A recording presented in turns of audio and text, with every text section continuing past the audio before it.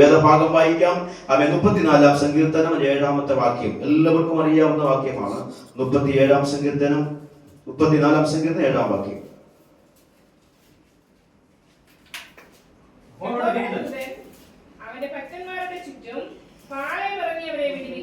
യഹോവയുടെ ദൂതൻ തന്റെ ഭക്തന്മാർക്ക് ചുറ്റും പാളയം ഇറങ്ങി അവരെ വിടുവിക്കും. ദൈവസന്നിധിയിൽ നാം യഥാർത്ഥമായി യഹോവയുടെ ഭക്തന്മാരായി ജീവിക്കുന്നെങ്കിൽ ദൈവം ഒരു ചെറിയ ബ്രാക്കറ്റ് ടൈമിലല്ല ദൈവദൂതന്മാരെ നമുക്ക് വേണ്ടി ഇവിടെ നയിക്കുന്നത്. പാളയം ഇറങ്ങി ഇവിടെ ടെന്റ് അടിച്ച് നമ്മുടെ കൂടെ ഇരുന്ന് നമ്മുടെ എല്ലാ വിഷയങ്ങൾക്കും പരിഹാരങ്ങൾ തരാൻ ദൈവം മതിയായ ദൈവമാണ്. അപ്പോൾ നമ്മൾ ആയിരിക്കേണ്ട ദൈവസഭ ക്ഷമയോടെ ഈ നാളിൽ കാത്തിരിക്കണം. പരിശുദ്ധാത്മാവിന്റെ അനുഗ്രഹങ്ങളും നന്മകളും നാം പ്രാപിക്കണമെങ്കിൽ ദൈവസന്നിധിയിൽ വളരെ ക്ഷമയോടെ കാത്തിരിക്കണം. ഉപവാസം എന്ന് പറഞ്ഞാൽ വേഗത്തിൽ കാര്യങ്ങളുടെ സാധ്യതകൾക്ക് വേണ്ടിയുള്ള നമ്മുടെ തീവ്രമായ ഓട്ടമോ പ്രാർത്ഥനയോ അല്ല. ദൈവസന്നിധിയിൽ നമ്മൾ വളരെ വാഞ്ചയോടെ താല്പര്യത്തോടെ ക്ഷമയോടെ കാത്തിരിക്കുന്നെങ്കിൽ ദൈവം കൃത്യമായി നമ്മോട് സംസാരിക്കും. 1 മീറ്റർ നല്ല ഫോറിൻ തുണി, ഉടുപ്പിനോ ഷർട്ടിനോ തുണി നമ്മൾ കൊണ്ട് കൊടുത്ത് നല്ലൊരു തയ്യക്കാരനെ കൊണ്ട് കൊടുക്കും. നമ്മുടെ ഹൃദയത്തിനൊരു വാഞ്ചയുണ്ട്, എനിക്ക് നല്ലൊരു ഷർട്ട് തയ്ച്ച് മോമെന്നപ്പം തന്നതാണ് അല്ലേ. അത് നമുക്ക് നല്ല ക്വാളിറ്റിയുള്ള തുണിയാണ്, വിലയുള്ള തുണിയാണ്, കാണാൻ നല്ല കളറാണ്, വളരെ ഇഷ്ടപ്പെട്ട തുണിയാണ്. ഞാനത് കൈ വെച്ചിട്ട് നല്ലൊരു തയ്യക്കാരനെ കണ്ടെത്തിയിട്ട് കൊടുക്കാനിടയായി. എൻ്റെ മനസ്സിലെ ആഗ്രഹം എനിക്ക് നല്ലൊരു ഷർട്ട് തയ്ച്ചു തരണം. ഞാൻ തയ്യക്കാരനെ സമീപിച്ചു, ഇത് കൊടുത്തിട്ട് പറഞ്ഞു എനിക്കൊരു ഷർട്ട് തയ്ച്ചു തരണം. ഇത്രേ പറഞ്ഞുള്ളൂ. അല്പം തുണി പോലും കളയരുത്, അല്പം തുണി പോലും വേസ്റ്റ് ആയിട്ട് കളയരുത്. ശരി, ഉത്തരം പറഞ്ഞിട്ട് അളവും കൊടുത്തു പോരുന്നു. സ്തോത്രം. തയ്ക്കാരൻ തയ്ക്കുന്ന മുമ്പായിട്ട് നമ്മൾ ചെന്നപ്പോ അല്ലെങ്കിൽ തുണി ഷർട്ട് വാങ്ങാൻ ചെന്നപ്പോൾ എന്തെന്ന് അറിയാമോ, എല്ലാം എന്റെ നല്ല തുണി മുറിച്ച് അവിടെ ഇവിടെ എല്ലാം ഇട്ടേക്കുന്നു. ഞാൻ നല്ലതായിട്ട് കരുതിയതാണ്, വിലയുള്ള കരുതിയതാണ്. പക്ഷേ ഇതേ കഥ നമ്മള് പഴയ ഭാഷയിൽ പറഞ്ഞാൽ ഭിന്നമായിട്ട് മുറിച്ച് അവിടെ ഇവിടെ ഇട്ടിരിക്കുന്നു. എനിക്ക് സ്വതന്ത്രം കണ്ടപ്പോൾ വളരെ ദേഷ്യപ്പെട്ടു. കാരണം ഞാൻ ഉദ്ദേശിച്ചത് എന്താണ്, ഇത് മൊത്തം ഉള്ളു വെച്ച് തയ്ച്ചു തരണമെന്നാണ് ഉദ്ദേശിച്ചത്. പക്ഷേ ഉടുപ്പിന് പകരം നമുക്ക് ഉടുപ്പായിട്ട് കിട്ടണമെന്നില്ല. കാരണം കളയേണ്ടത് കളഞ്ഞില്ലെങ്കിൽ ഒരിക്കലും ഷേപ്പായിട്ട് വരത്തില്ല. അപ്പോൾ നമ്മൾ മുറിച്ചതിട്ടത് കണ്ടുകൊണ്ട് വേദനപ്പെട്ടിട്ടോ അല്ലെങ്കിൽ ദേഷ്യപ്പെട്ടിട്ടോ അല്ലെങ്കിൽ അദ്ദേഹത്തോട് നമ്മൾ ദേഷ്യമായി സമീപനം സ്വീകരിച്ചിട്ടോ ഒരു കാര്യവുമില്ല. കാരണം നമ്മുടെ ബോഡിക്ക് ഷേപ്പായിട്ട് ഒരു വസ്ത്രം അടിച്ചു തരണമെങ്കിൽ ചിലതൊക്കെ മുറിച്ച് കളഞ്ഞേ പറ്റുള്ളൂ, ചിലതിനൊക്കെ കട്ട് ചെയ്തേ പറ്റുകയുള്ളൂ. ദൈവത്തിന് ഇണങ്ങിയ ഒരു ആയുധമാക്കി ദൈവത്തിന് ഇണങ്ങിയ ഒരു വസ്ത്രമായി നമ്മൾ തീരണമെങ്കിൽ ചിലതൊക്കെ കട്ട് ചെയ്തേ മതിയാകുള്ളൂ. അതുകൊണ്ട് വേദനപ്പെടുന്ന ഭാരപ്പെടുന്ന വിഷയങ്ങളിന്മേൽ ദൈവത്തിന്റെ ആത്മാവിന്റെ വലിയ വ്യാപാരം ഇതിനകത്ത് നടക്കുമെന്നുള്ളതിന് യാതൊരു സംശയവുമില്ല. ചിലതൊക്കെ ദൈവം കട്ട് ചെയ്യുവാൻ ഇടയാകും. എന്നാലും നിന്റെ ഉദ്ദേശം നിന്റെ ഉദ്ദേശത്തിനോ താല്പര്യത്തിനോ ഭംഗം വരത്തില്ല എന്നുള്ളത് ദൈവത്തിന്റെ ദൃഢനിശ്ചയമാണ്. നമ്മുടെ ഓരോരുത്തരുടെയും ആഗ്രഹങ്ങളെ സാധിപ്പിച്ചു തരുന്ന നല്ലൊരു ദൈവത്തിന് മുമ്പാകെയാണ് നാം ഇരിക്കുന്നത്. അതിലൊരിക്കലും നിങ്ങൾ ഭയപ്പെടേണ്ടതില്ല. നാം കർത്താവിന്റെ കരങ്ങളിലാണ് നമ്മെ കൊടുത്തിരിക്കുന്നത്. ഒന്ന്, കർത്താവിനെ നമ്മൾ അറിഞ്ഞിരിക്കണം, അറിയേണ്ടതുപോലെ അറിയണം. സ്തോത്രം. നമ്മുടെ കർത്താവിന്റെ ഏറ്റവും വലിയ സ്വഭാവ ഗുണങ്ങളിൽ ഒന്നാണ് അവൻ മഹാകാരുണ്യമുള്ള ദൈവമാണ്. അപ്പോൾ നമ്മൾ അടുക്കുന്ന ദൈവമക്കൾ കാരുണ്യവാന്റെ മഹാകരുണയുള്ള കരുണയിൽ സമ്പന്നനായ ദൈവത്തിന്റെ മുമ്പാകെയാണ് അടുത്തിരിക്കുന്നതെങ്കിൽ നിശ്ചയമായിട്ട് നമുക്ക് വിടുതൽ ഉണ്ടാകും. രണ്ടാമത്തെ കാര്യം, അടുക്കുന്ന വ്യക്തിക്ക് കണ്ണുനീര് വേണം. കണ്ണുനീരില്ലെങ്കിൽ എങ്ങനെ മനസ്സലിയുന്നത്? ഞാൻ കൊടുക്കാൻ മനസ്സുള്ളവനാണ്, ഞാൻ പ്രവർത്തിപ്പാൻ മനസ്സുള്ളവനാണ്. പക്ഷേ നാം കണ്ണുനീരില്ല എങ്കിൽ എന്റെ പ്രവൃത്തി പ്രവർത്തിക്കുവാൻ കഴിയാതെ. അപ്പോൾ ദൈവസന്നിധിയോട് അടുക്കുന്ന വ്യക്തി കണ്ണുനീരുള്ളവനും ദൈവം മഹാകരുണയുള്ള ദൈവവുമാണ്. അങ്ങനെയെങ്കിൽ ദൈവം നമ്മുടെ കാര്യങ്ങളെ സാധിപ്പിച്ചു തരും. ഇന്ന് പകൽക്കാലം ദൈവം നമ്മുടെ കാര്യങ്ങളെ സാധിപ്പിച്ചു തരുന്ന ദൈവമാണ്. സ്വന്തം ദൈവസന്നിധിയിൽ കർത്താവായ ദൈവത്തിന്റെ അഭേദ്യമായ ദൈവത്തിന്റെ മഹത്വമുള്ള സാന്നിധ്യം ഇന്ന് പകൽക്കാലം നമ്മുടെ തടങ്ങുണ്ടാകേണ്ടതിന് അവൻ പറഞ്ഞത് ദൂതനെ അയച്ച് ആ ദൂതന്മാർ പാളയമിറങ്ങി തന്റെ ഭക്തന്മാരെ വിടുവിക്കുന്ന ദൈവമാണ്. ഇന്ന് പകൽക്കാലിന്റെ അകത്തളങ്ങളിൽ ഒരു സ്വർഗീയ ദൂതന്റെ പാളയം ഇറങ്ങിയിട്ടുണ്ട്. ദൈവത്തിന്റെ ആത്മാവിന് വലിയൊരു പാളയത്തിനകത്ത് ഇറങ്ങിയിട്ടുണ്ട്. പക്ഷേ ഒരു രണ്ട് കാര്യങ്ങളിൽ മുമ്പായി ഞാൻ ഓർമ്മിപ്പിക്കുന്നു. ഞാൻ ദൈവം ഹർമേൽപ്പിച്ചതായ മെസ്സേജ് അവന്ന് മാറ്റി വന്നപ്പോൾ ഒന്ന് മാറ്റിയെടുക്കണമെന്ന് വിചാരിച്ചു. അപ്പൊ മാറ്റിയെടുക്കണമെന്ന് വിചാരിച്ച ഗിരിപാസ് എന്റെ തലങ്ങളിലേക്ക് ആദ്യം ഇൻട്രൊഡ്യൂസ് ചെയ്തപ്പോൾ എനിക്ക് മനസ്സിലായി, നീ ആ ദൂത് മാറ്റേണ്ടതില്ല.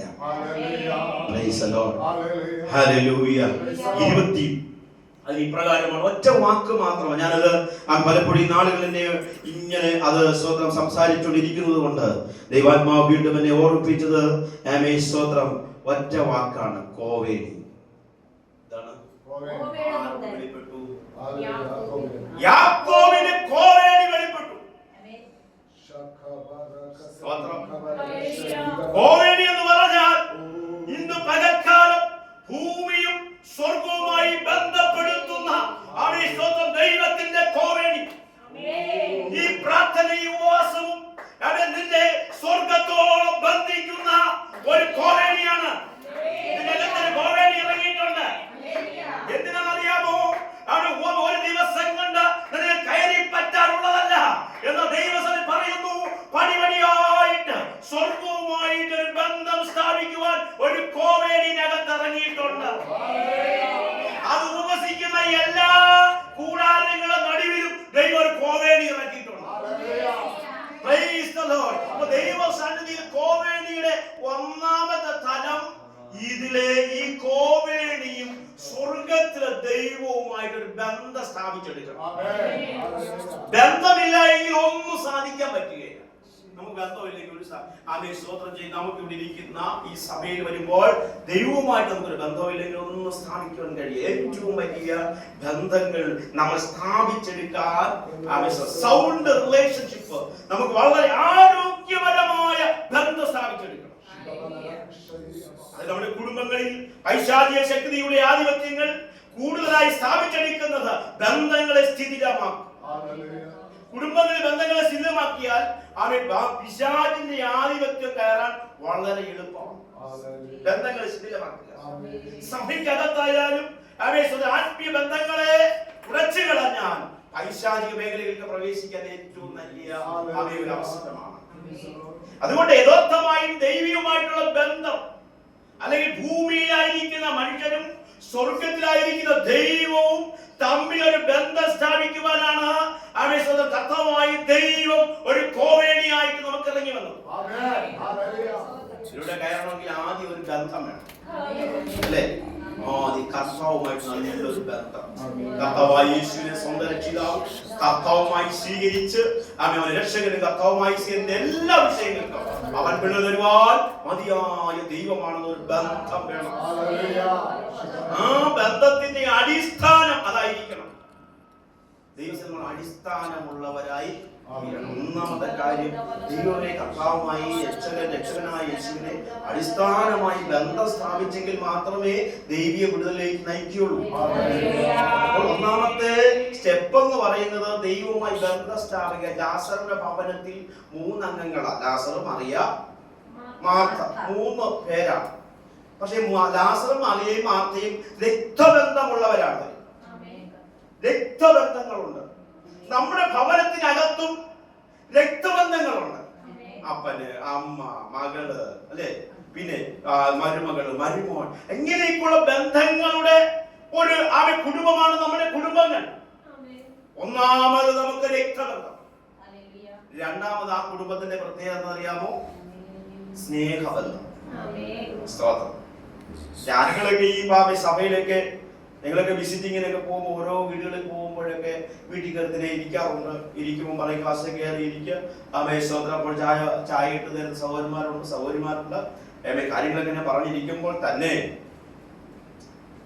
സന്തോഷമായിട്ട് കർത്താവിന്റെ സുവിശേഷം ഇങ്ങനെ പറഞ്ഞിരിക്കുമ്പോൾ ഒരാൾ ഓടി വരും. ഓടി വന്ന് അകത്ത് കയറിയിട്ട് ഒന്ന് അകത്തോട്ട് പോകും. ഞങ്ങൾ ഇരിക്കുന്നതും ചുറ്റോട്ട് നിന്ന് അകത്തോട്ട് കയറി പോകുമ്പോൾ പിന്നെ അവിടെ ഇരിക്കുന്ന മാതാവായാലും അമ്മയായാലും ഭഗവാനെ പറയും, ഇനി മിണ്ടല്ലേ പാസ്റ്റർ, ഇനി മിണ്ടല്ലേ. പക്ഷെ പോയതാരാ? സ്വന്തം മകനായിരിക്കാം, മകളായിരിക്കാം, അപ്പനായിരിക്കാം, അമ്മയായിരിക്കാം.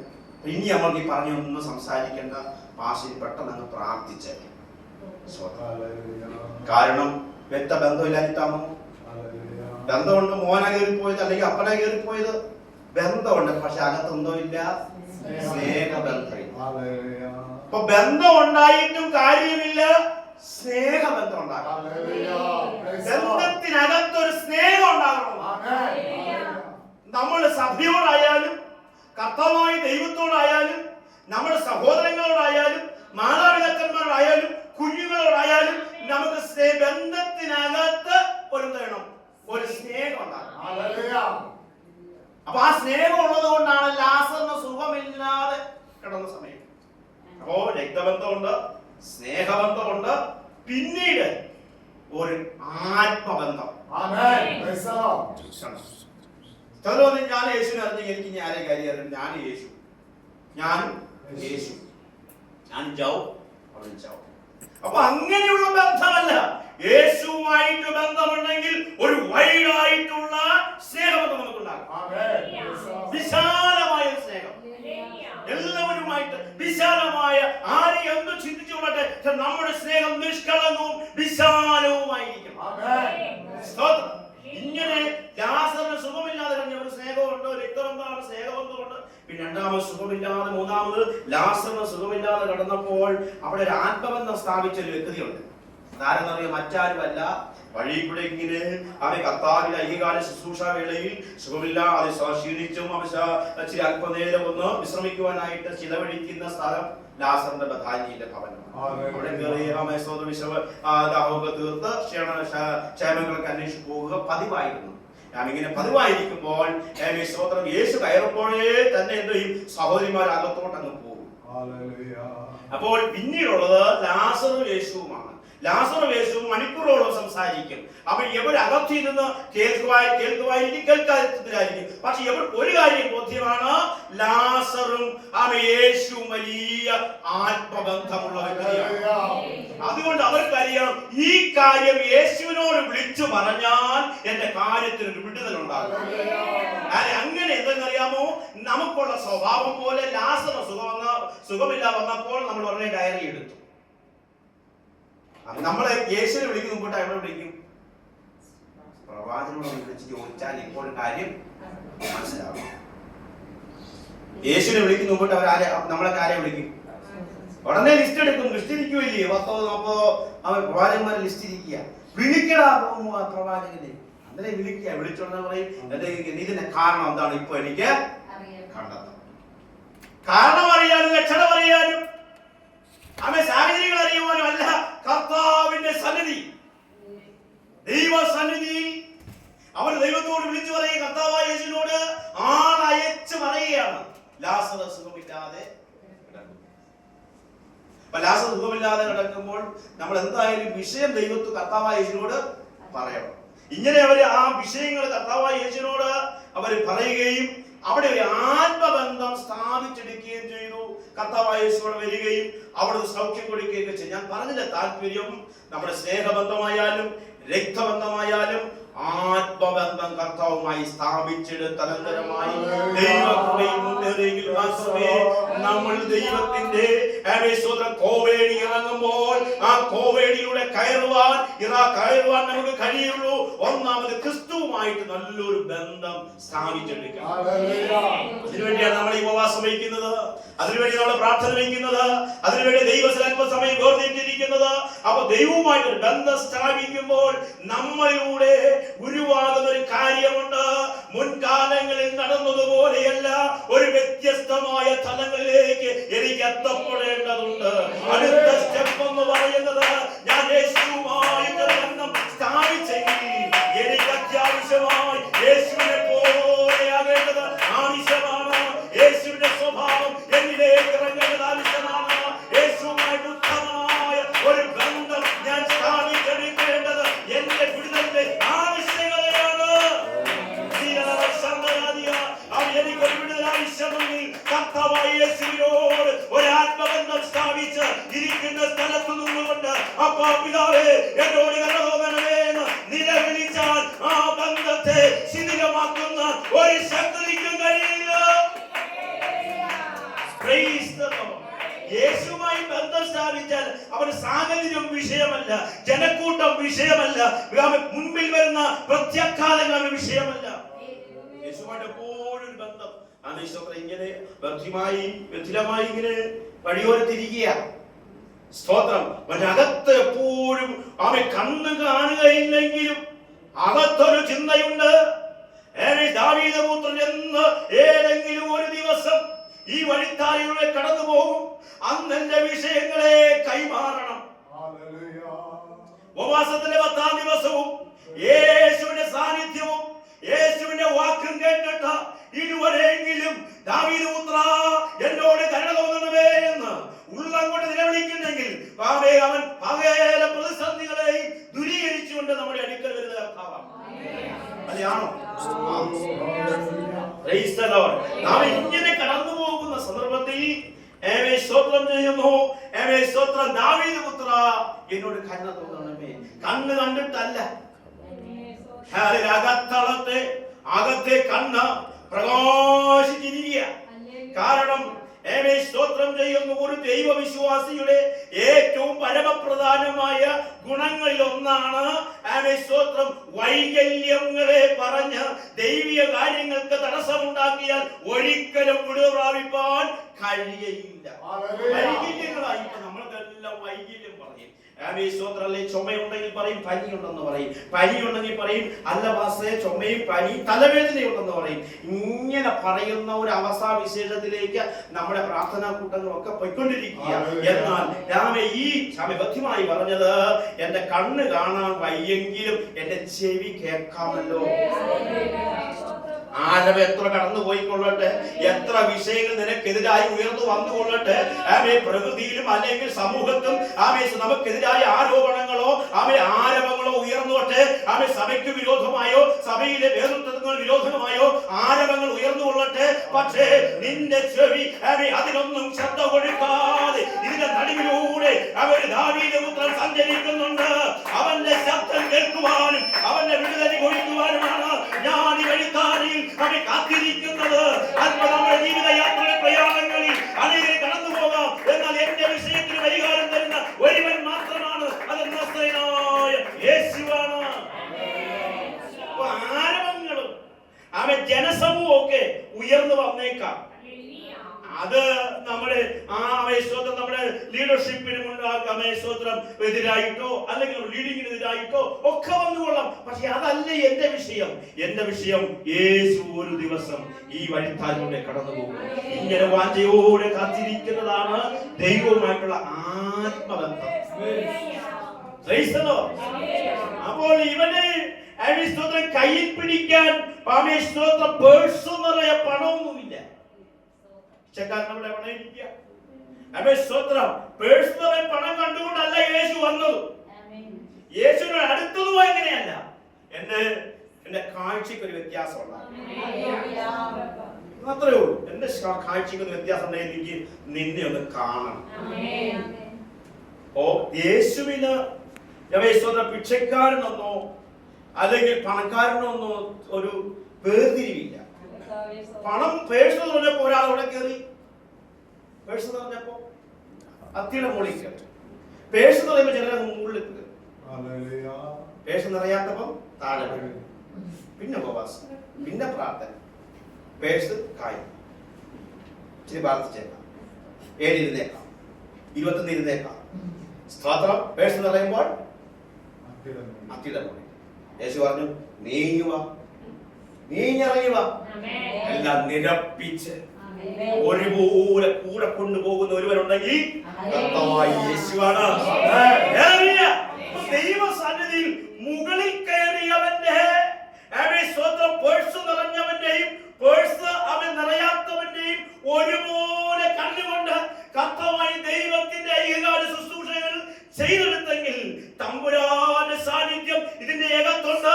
ചെറിയവനെന്നോ വലിയവനെന്നോ കൂടാതെ ദൈവത്തിന്റെ പ്രവൃത്തി ചെയ്തിരിക്കാൻ ദൈവം മതിയായ ദൈവമാണ്. അതിനല്ല എന്തോ വേണം, ആത്മബന്ധം വേണം. കർത്താവുമായിട്ട് നല്ലൊരു ബന്ധം നമ്മൾ സ്ഥാപിച്ചിരിക്കുന്നു.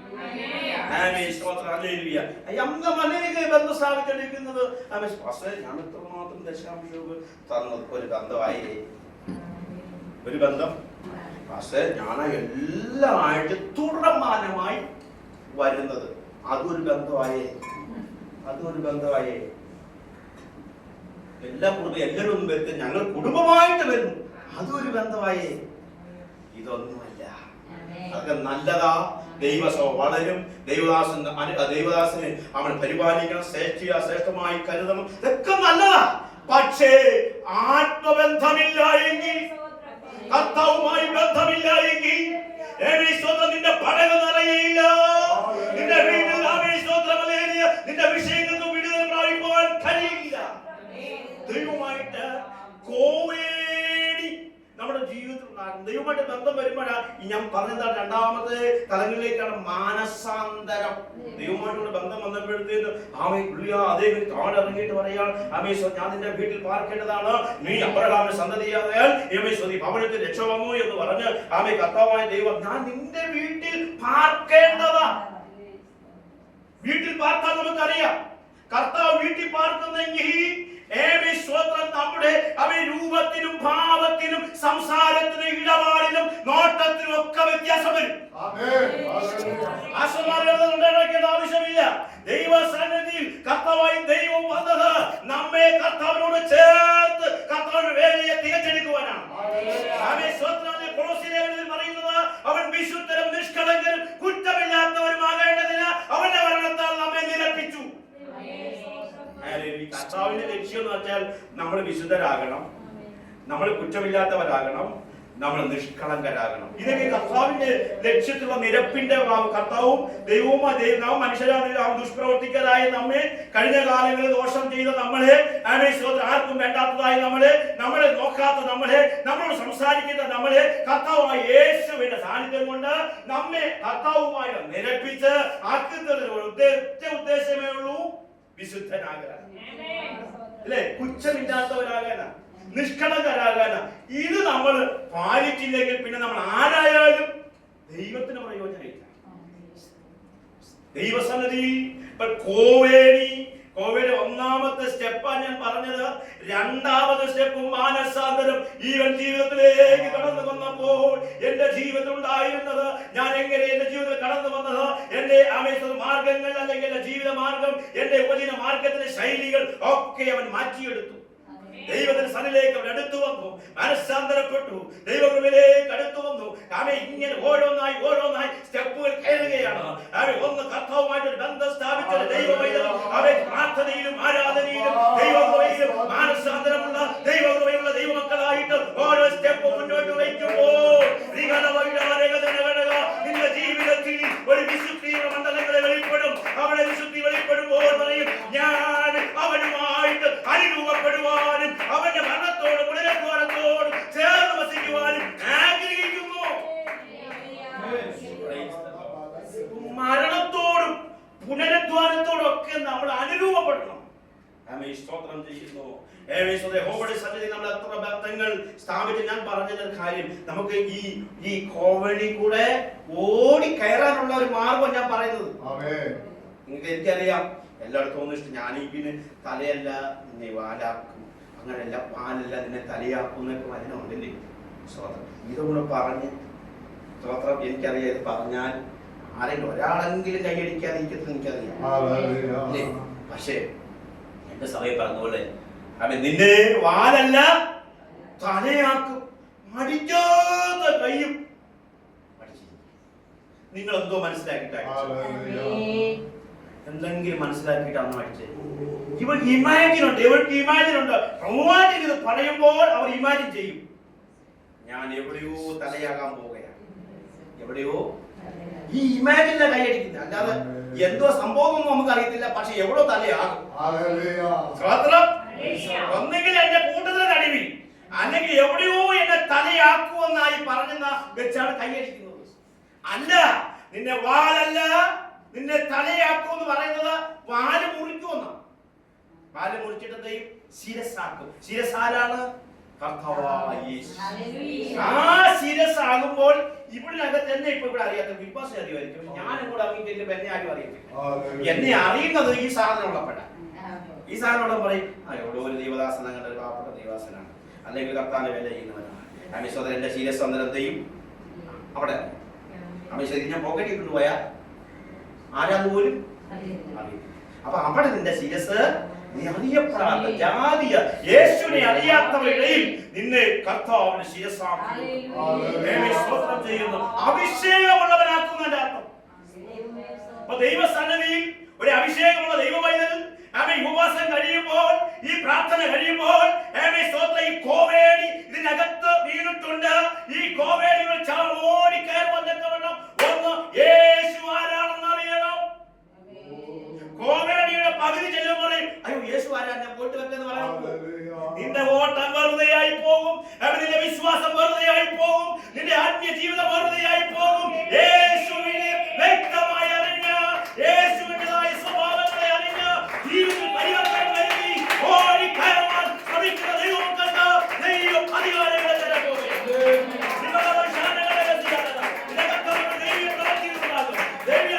സംഭവിക്കും. ഈ കോവേടികളുടെ കയറി പോകുന്ന ദൈവമക്കൾക്ക് ദൈവം അനുഗ്രഹങ്ങളെ തരാൻ മതിയായ ദൈവമാണ്.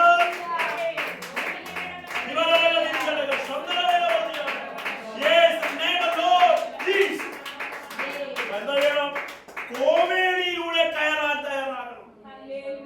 ഞാൻ എപ്പോഴും പറയും, ഞാൻ കർത്താവുമായി സ്വീകരിച്ചത് സ്വത്രമല്ലേ.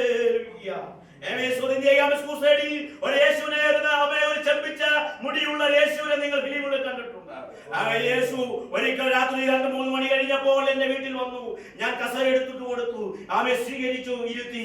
അമ്മയപ്പയെ പറഞ്ഞു, എടാ നിനക്ക് എന്തോന്ന് കുഴപ്പമായി? 2-3 മണി കഴിഞ്ഞപ്പോൾ യേശു വന്നെന്ന് പറഞ്ഞു. എവിടെയുള്ള യേശു എന്ന് പറഞ്ഞ വഴക്ക് പറഞ്ഞു. പക്ഷേ ഞാൻ കസേര എടുത്തിട്ട് കൊടുത്ത്, ഞാൻ കാണുന്നു, ആത്മാവിൽ കാണുന്നു യേശു വന്നെന്നോ. ആമയെ കണ്ടു, അല്ലെങ്കിൽ എടുത്തു കൊടുത്തു, ഇട്ടു. ആമയെ യേശുവിനെ സ്വീകരിച്ചു. പിറ്റേന്നാൾ എനിക്കൊരു പവർ വന്നു. എന്തോ ഞാൻ ചെന്ന് സഭയിൽ ചെല്ലുമ്പോൾ ഇതൊരു വിധിപ്പാസം എനിക്ക് ഒരു 15 മിനിറ്റ് തന്നതുപോലെ സഭയിൽ പാസ് എന്നെ കാണുമ്പോൾ ഇന്ന് അഭിലാഷ് ഒരു 15 മിനിറ്റ് ശുശ്രൂഷിക്കും. എന്തോ ശുശ്രൂഷിക്കാനാ പറയുമ്പോൾ അവർക്ക് 2 വാക്ക് പറയുമ്പോഴേ അറിയാം ഇവർ എവിടെ നിന്നായി പറയുന്നു. എന്നിട്ട് പാസ് മീറ്റിംഗ് എല്ലാം കഴിഞ്ഞിട്ട് പാസ് എന്നെ വിളിച്ചിഞ്ഞ് വരുത്തി, മോൻ കർത്താവിനെ രക്ഷിക്കപ്പെട്ടോ മോനെ? ഞാൻ രക്ഷിക്കപ്പെട്ടു. സംഭവം പറഞ്ഞു കൊടുത്തു. എങ്ങനെ യേശു വന്നു, കസേര എടുത്ത് കൊടുത്തു. ഞാൻ പാസ്റ്റർ പറഞ്ഞു, മോനെ നിന്റെ യേശു ആ കസേരയിൽ ഇരിക്കുന്നതേ ഉള്ളൂ, നിന്റെ ഹൃദയത്തിൽ ഇതുവരെ ഹൃദയത്തിൽ വന്നാൽ അറിയാം മോനെ. അതുകൊണ്ട് മോനോട് ഞാൻ പറഞ്ഞു, മോനോട് ഒരു വചനം പറഞ്ഞു കേൾപ്പിച്ചു. റോമാലേഖനം 10:9 നീ വായിക്കണം. കർത്താവായ യേശുവിനെ ഹൃദയം കൊണ്ട് വിശ്വസിക്കുകയും നാവ് കൊണ്ട് പറയുകയും ചെയ്യുന്നവൻ രക്ഷിക്കപ്പെടും. വീട്ടിൽ ചെന്നിരുന്ന് വായിച്ചു. അവരെ ദൈവത്തോട് നിലവിളിച്ചപ്പോ ഞാൻ ഇതുവരെ ചെയ്തത് അവൻ എന്റെ അറിവില്ലായ്മ ചെയ്തു പോയി, കർത്താവിനോട് അപേക്ഷിച്ചു. അന്ന് പകൽ അവിടെ നിന്ന് കരഞ്ഞു ദൈവത്തോട് നിലവിളിച്ചു. അന്ന് എന്റെ യേശു എന്റെ അകത്ത് കയറി. അതുകൊണ്ട് നമ്മൾ ഭിത്തി ഒട്ടിക്കുന്ന പടങ്ങളിലോ അവൻ കുരിശടികളിലോ മറ്റുള്ള പുണ്യസ്ഥലങ്ങളിലോ അല്ല യേശു വസിക്കേണ്ടത്. നിന്റെ ഹൃദയമാകുന്ന യേശു വസിക്കേണ്ടത്. യേശുവിന്റെ സാന്നിധ്യം അവൻ അവൻ വലിയ മാറ്റങ്ങൾ നമ്മുടെ ജീവിതത്തിലേക്ക് ചെയ്യുകയാണ്. യേശുവിന്റെ സാന്നിധ്യം ഹൃദയം കൊണ്ടോട് വിശ്വസിച്ച് മാനസാന്തരപ്പെടുമ്പോൾ ദൈവത്തിന്റെ സ്വഭാവം നമ്മളിലേക്ക് വരും. നമ്മുടെ രൂപവും നമ്മുടെ ഭാവവും നമ്മുടെ സംസാരവും നമ്മുടെ ഇടപാടുകൾ കാണുമ്പോൾ മനസ്സിലാകും യേശു വസിക്കുന്നു. മാനസാന്തരം നടന്നിട്ടുണ്ട്. മാനസാന്തരപ്പെട്ടാൽ ആ വ്യക്തി വിശുദ്ധിയോട് വേർപാടോട് ജീവിക്കണം. അവൻ ഇങ്ങനെ പോകണല്ലേ. അങ്ങനെ സ്വത്രം ചെയ്യുന്നു. നമ്മൾ വിചാരിക്കുന്ന ഈ വസ്ത്രത്തിൽ ഒന്നും ഒന്നുമില്ലെന്നാ. ഈ വസ്ത്രം ധരിക്കുന്നല്ലോ ദൈവത്തോട് നമ്മൾ അനുഭവപ്പെടുന്നത് ഒരു കാര്യമില്ലെന്ന് നമ്മൾ പവർ ഉണ്ടെന്ന് ഈ വസ്ത്രത്തിനൊക്കെ. നമ്മുടെ വസ്ത്രത്തിന് പവർ ഉണ്ടെന്ന് കഴിഞ്ഞ ആഴ്ച നിങ്ങൾ വായിച്ചില്ലേ? ഒരു വസ്ത്രം ഒരു സഹോദരിയുടെ വസ്ത്രത്തിന്റെ തൊങ്ങലിൽ എവിടെയോ മിഷനിൽ കറങ്ങി ചെന്ന് അവരെ ഉൾപ്പെടെ കറങ്ങി അവരുടെ ജീവൻ പോയി. വസ്ത്രത്തിന് ഇതുണ്ടോ? വസ്ത്രത്തിന്റെ കൂടെ അപകടങ്ങളുണ്ടോ? വസ്ത്രത്തിലും ആ ദൈവത്തിന്റെ അപകടങ്ങൾ പതിയിരിപ്പുണ്ട്. ഒരു വസ്ത്രം ധരിക്കുന്നതിൽ പവറുണ്ട്. ദൈവശക്തി നമ്മളെ പോലും നമ്മുടെ ജീവനെ പോലും അപകരിക്കത്തക്കതായ പവർ ഉണ്ടെന്നേ. കാലഘട്ടം വല്ലാതെ പോയിക്കൊണ്ടിരിക്കുകയാണ്. അപ്പോൾ നാം ചിന്തിക്കണം, നമ്മൾ ധരിക്കുന്ന വസ്ത്രത്തിൽ പോലും നമ്മുടെ ജീവൻ ഇരിക്കുന്നുണ്ട്.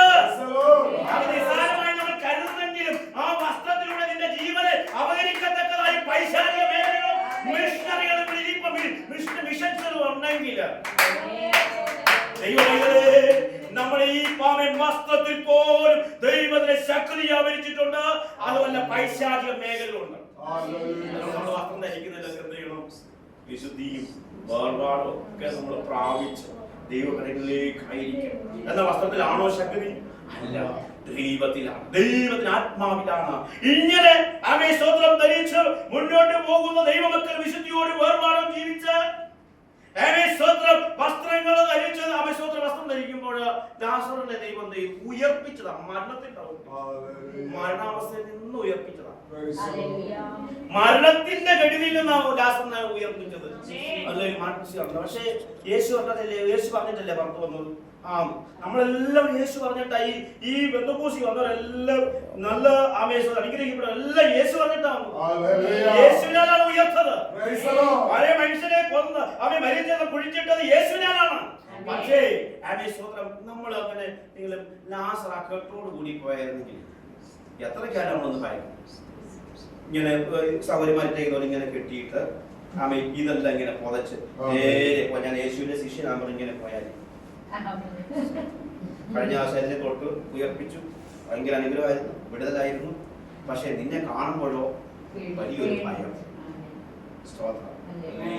നമ്മളെ കാണുമ്പോൾ മറ്റുള്ളവർ ഭയക്കുന്നത് നമ്മുടെ സ്വഭാവങ്ങളിൽ മാറ്റം വരാതിരിക്കുമ്പോൾ, നമ്മുടെ ആ വസ്ത്രധാരണത്തിൽ ഒരു മാറ്റം വരാതിരിക്കുമ്പോൾ ഒരു ഭയം ഉള്ളിൽ വരും. അപ്പോൾ ചിലപ്പോൾ ഞെട്ടിപ്പോയി.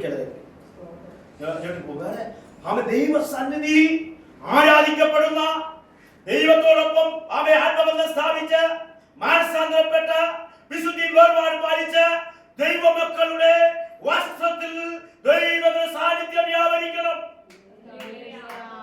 അതിനൊക്കെ ദൈവശക്തിയുണ്ട്. ദൈവീയ വിടുതൽ നടക്കും. നമ്മൾ ആരും മാനിച്ചില്ലെങ്കിലും ദൈവം നമ്മളെ മാനിക്കും.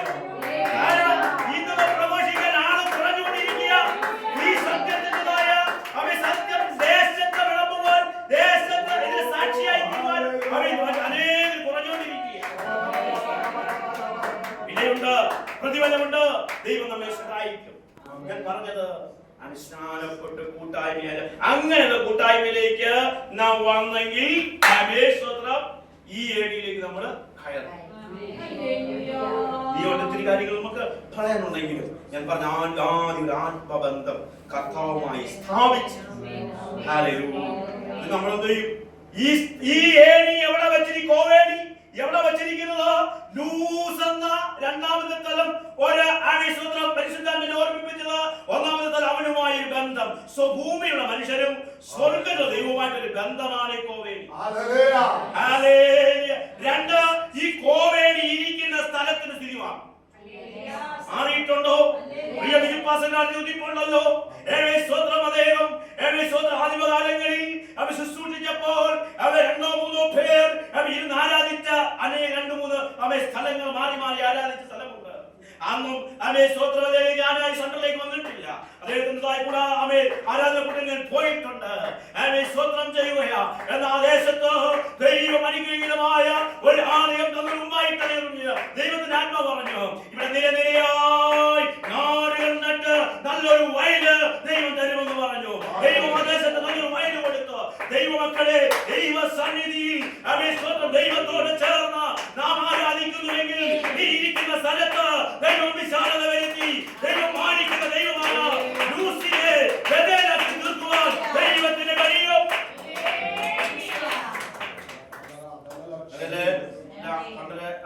അവറാച്ചൻ ആണ്ടുതോറും ഏണിയെടുത്ത് കുരുമുളക് പറിക്കാൻ പോകുന്നവരല്ലേ നമ്മള്. ഇന്ന അറ്റൊരാണ്ടില് കുരുമുളകിന്റെ സമയമായല്ലോ, ഏണിയെടുക്കടാ. ഏണിയെടുക്കുന്നതും കുരുമുളക് കൂട്ടിക്കൊണ്ടുപോകും, പറിച്ചെടുക്കും, ആദായം വെട്ടിക്കൊണ്ടുപോകും. പിന്നെ അടുത്ത വർഷം പിന്നെ ഏണി. ആ ഏണിയല്ല ഞാൻ ഈ പറഞ്ഞത്.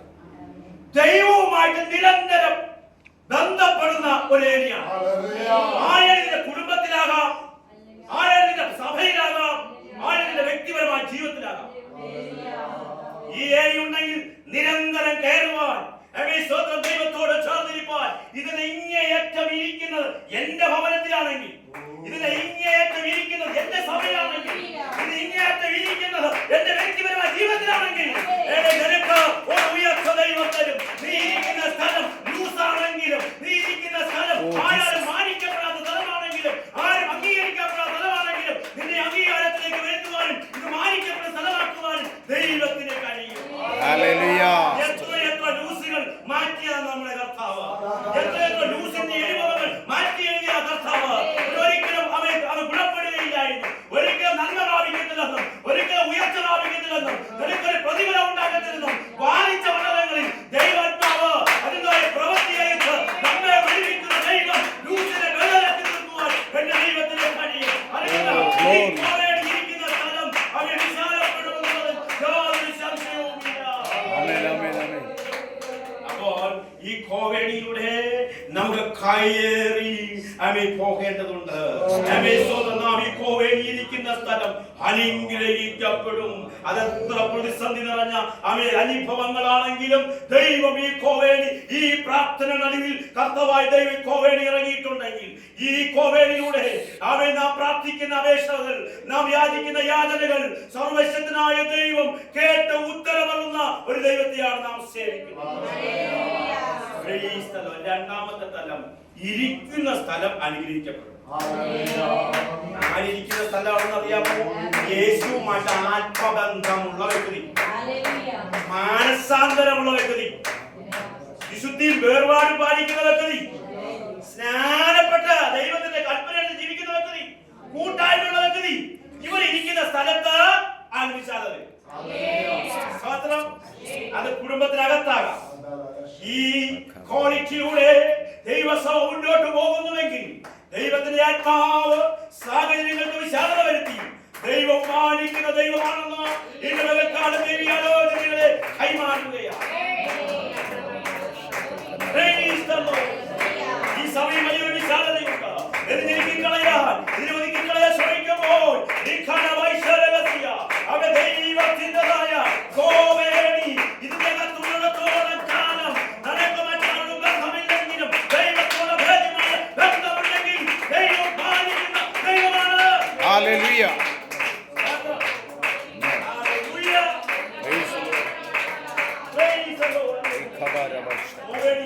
അനുഗ്രഹിക്കപ്പെടുക കേട്ടോ. ഞാനാണെങ്കിൽ എന്റെ ആശയറിനെയും കുഞ്ഞുങ്ങളെയും കൊണ്ട് ഈ ബീച്ച് കാണാൻ, കൊല്ലം ബീച്ച് ഇവിടെ നല്ലത് ഒരു വർഷം നേരെ അവിടെ ചെന്നപ്പോൾ അവിടുത്തെ ഒരാൾ പറഞ്ഞു, കുഞ്ഞുങ്ങളൊക്കെ ഉള്ള നമുക്ക് വിളക്കുമരം കാണാൻ പറഞ്ഞു. വിളക്കുമരം കാണാൻ എന്റെ ആശയർമാൻ വിളക്ക് വരുന്ന മുകളിൽ കയറി. എന്റെ ആശയം. അപ്പോ താഴെ നിൽക്കുന്ന ആൾ ചിന്തിക്കും, യവൻ എങ്ങനെയാണ് അവിടെ കയറിയത്? നമ്മളായിരിക്കും തെങ്ങ് വലിക്കുന്ന സാധനത്തെ എങ്ങനെ കുഞ്ഞു കയറുന്നു? വേറൊരു സാധനവും വെളിയിൽ നമുക്ക് കാണാനില്ല. ഉണ്ടോ? വെളിയിൽ ഒരു സാധനവും ഇല്ല. മുകളിൽ ലിഫ്റ്റ് ചെയ്യുന്ന ഒരു സാധനം നമുക്ക് വെളിയിൽ കാണാനില്ല. പക്ഷെ ഇന്നറിലാണ്, അകത്തൂടെ ഒരു കോവേടി ഉണ്ട്. ഇത് പുറത്ത് നിൽക്കുന്നവൻ അറിയത്തില്ല. ഇതിന്റെ അകത്തിന്റെ പുറത്ത് നിൽക്കുന്നവൻ അറിയത്തില്ല. എന്റെ അകത്തൂടെ കോവേടി ഉണ്ടെന്ന്. അപ്പൊ പുറത്ത് നിൽക്കുന്നവൻ പലതും പറയും. ഉപവസിക്കുന്നതും പ്രാർത്ഥിക്കുന്നതും കടലിലെടുക്കുന്നതും പ്രാർത്ഥിക്കുന്ന ദൈവമക്കളെ നോക്കിക്കൊണ്ട് പുറത്ത് നിൽക്കുന്ന പലതും പറയും. പക്ഷെ നീ കയറിയത് അകത്തെ കോവേടി.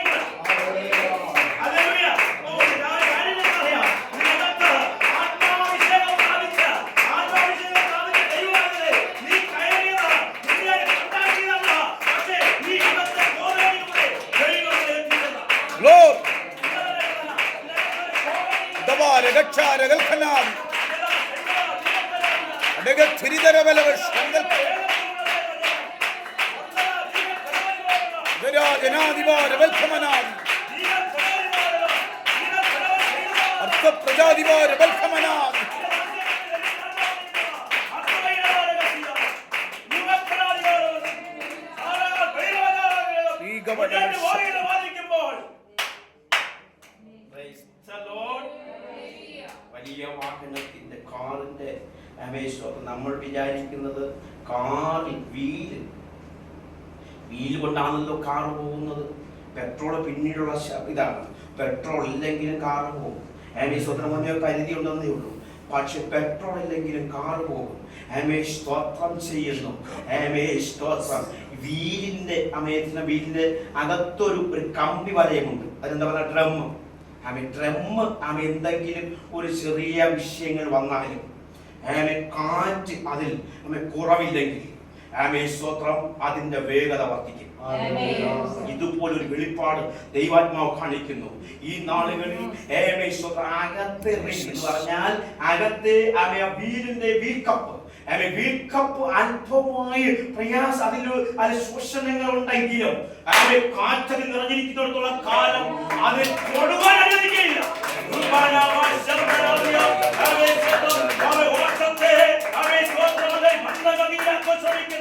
അന്ധകാരത്തിന്റെ അത് തടസ്സവാദങ്ങളെ യേശുവിന്റെ നാമത്തിൽ പരിശുദ്ധാത്മാവിനെ കാറ്റുകൊണ്ട് ഇതിലേക്ക് ഓടിക്കയറുവാൻ ദൈവാത്മാവ് നിയോഗങ്ങളെ കൽപ്പിച്ച് ഈ ഉപവാസപ്രാർത്ഥന വെടിവെച്ച് ദൈവത്തെ പരിശുദ്ധാത്മാവ് ഓടിക്കയറുപോലെ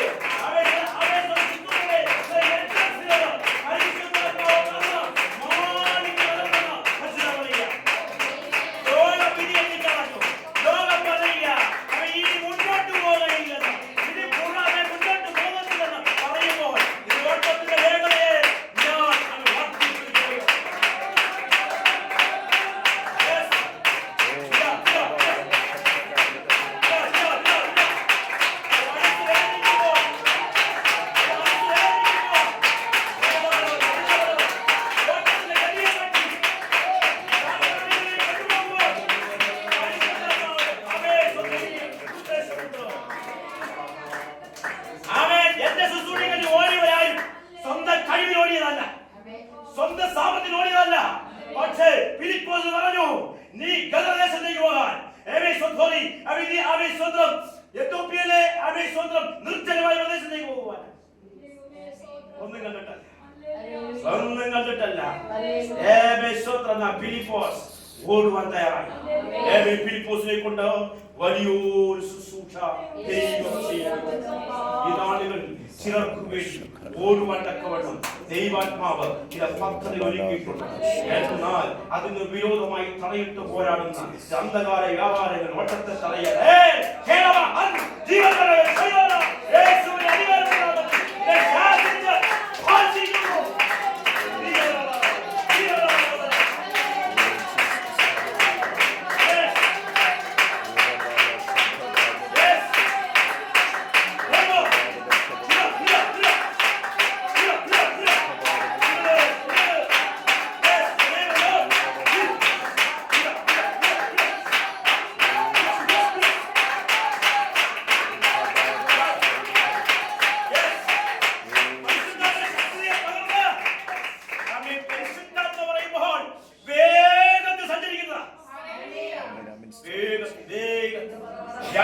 രാജാക്കന്മാരെ വേഗത്തിൽ ഓടിക്കുന്ന ആത്മാവിന്റെ അഭിഷേകത്തോടെ പ്രത്യേകമായി ബലം കൽപ്പിച്ച ഓടിക്കുന്ന ബലമുണ്ട്. രാജാക്കന്മാരെ പറയാൻ അവൻ നമ്മുടെ ശ്രേഷ്ഠനായ രാജാവിനെ എത്തിക്കുന്ന കൽപ്പിക്കുവാൻ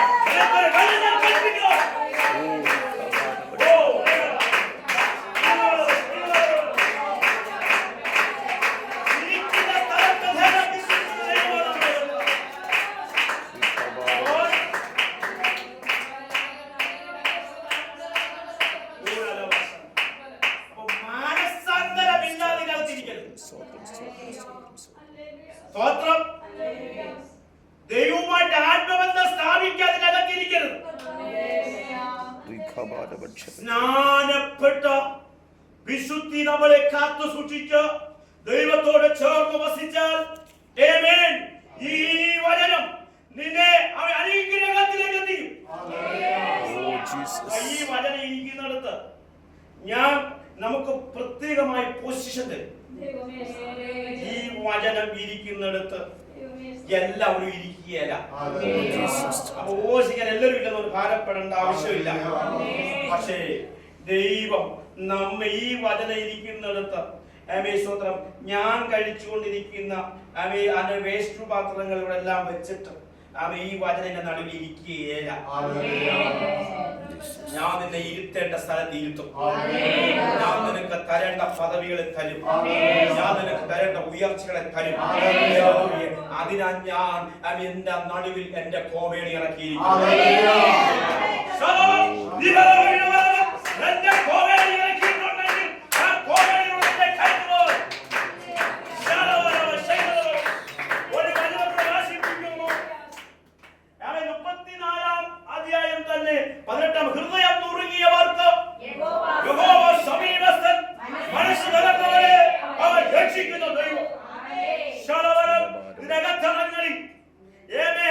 വണ്ടി എവിടെ ഇടിച്ചാൽ അതിന്റെ വില കുറഞ്ഞു.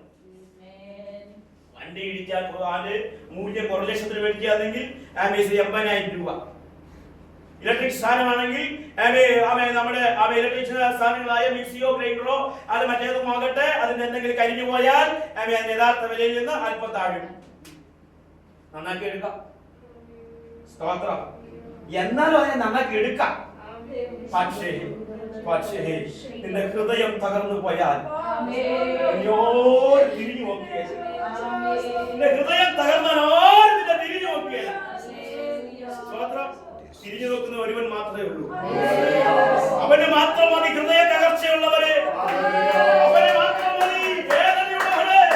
അവന് മാത്രം മതി തകർച്ചയുള്ള ഹൃദയത്തെ, ഹൃദയത്തെ തകർന്ന മനസ്സിനെ അവൻ രക്ഷിക്കും.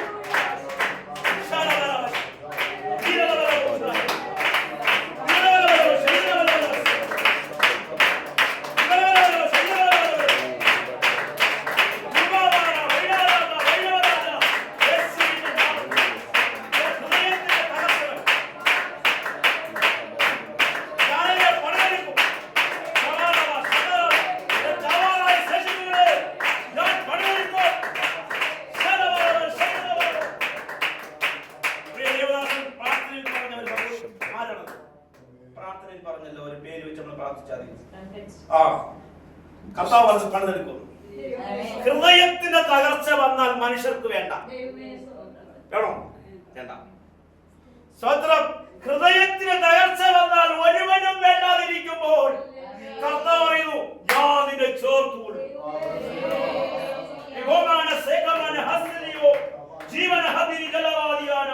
നിന്റെ ജീവന വിരോധമായി ശത്രു വെല്ലുവിളിച്ച് വരവരുമ്പോൾ തകർത്തുകളയുവാൻ, കുടിച്ചുകളയുവാൻ, ഇല്ലായ്മപ്പെടുത്തുവാൻ ദൈവത്തെ പോലെ മുന്നോട്ട് വിടുന്ന വാദിക്കുന്ന വാദങ്ങളെ ദൈവം പറയുന്നു, നിന്നെ വെടിവെപ്പാൻ ഞാൻ ശക്തൻ. ലോകബന്ധങ്ങളെ നിരക്ഷരാധികാര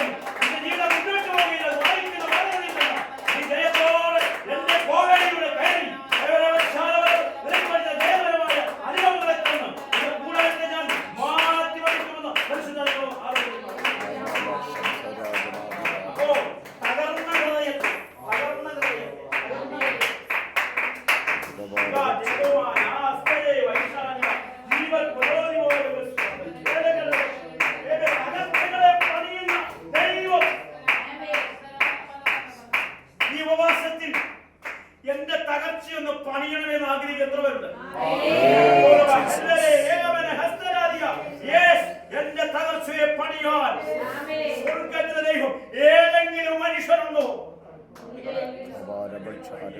തെരഞ്ഞെടുപ്പ് കഴിഞ്ഞോ? കഴിഞ്ഞു. അപ്പോ നമ്മൾ ആരെ തെരഞ്ഞെടുത്തെന്ന് നിങ്ങൾക്കറിയാം. ഇനി നമ്മൾ എന്ത് ചെയ്യണം? ഇങ്ങനെ പോകണം. എന്തായാലും ഒന്ന് ഒപ്പിട്ടുകാരനെ വീട് അനുവദിച്ചു, ഒപ്പിട്ടുകാരനെ പറഞ്ഞ് നമ്മളെന്താണ് ഈ തെരഞ്ഞെടുത്ത വ്യക്തി അടുത്ത് ദൈവമോ അവൻ നമ്മെ തെരഞ്ഞെടുത്തു, നമ്മൾ അവനെ തെരഞ്ഞെടുത്തയാണെങ്കിൽ എന്നും ഇങ്ങനെ പോകണം. പക്ഷേ നിന്നെ അവൻ തെരഞ്ഞെടുത്തിട്ടുണ്ടെങ്കിൽ നിനക്കാവശ്യമുള്ളത് അവന്റെ. നിന്നെ അവൻ തെരഞ്ഞെടുത്തിട്ടുണ്ടെങ്കിൽ നീ ഇവിടെ വരത്തില്ല. നിന്നെ തെരഞ്ഞെടുത്തിൽ നീ വരുമോ? നമ്മൾ വരത്തില്ല. പക്ഷേ നമ്മെ ദൈവം തെരഞ്ഞെടുത്തിട്ടുണ്ട്. ആ പാക്കേജിൽ എവിടെ കഷ്ടത വരാം, ഭാരങ്ങൾ വരാം, ശൂന്യത വരാം, തകർന്നു പോയത് വരാം, മുടിഞ്ഞു പോയത് തോന്നുന്നുണ്ടാകാം.